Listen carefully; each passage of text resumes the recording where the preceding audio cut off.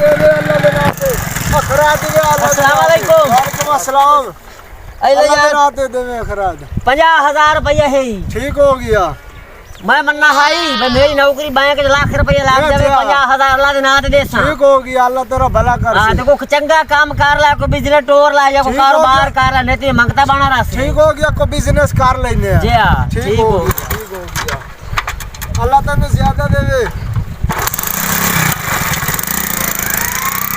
चलो जी 50,000 रुपया है तो कोई कारोबार करने है। चलो जी दम आवे सेला नौकरियां वदा लभदा अस तू तो कारोबार के होंदा दिया 50,000 रुपया बैठे बिठा लभ गया अस तेरे नाल ज्यादा अमीर हो जैसा।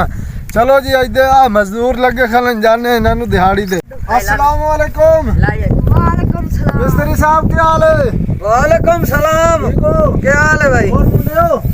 सुनो मिस्त्री साहब करना दे काम मेरे नाल।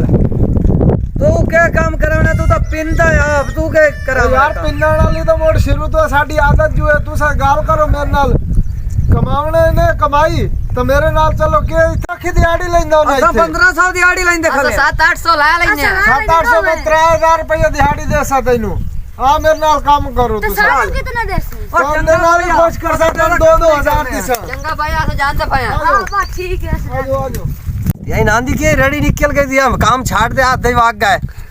अल्लाह दे नाते अल्लाह दे नाते अल्लाह दे नाते अल्लाह दे नाते। अस्सलाम वालेकुम। वालेकुम हां अस्सलाम भैया तैन तो 50,000 रुपया दिता है मोट पिंदा बैठा है तैनू आखा को चंगा कारोबार करे तो टोए। भैया कारोबार वेखना सारे बंदे मेरे थल्ले काम करदे हैं।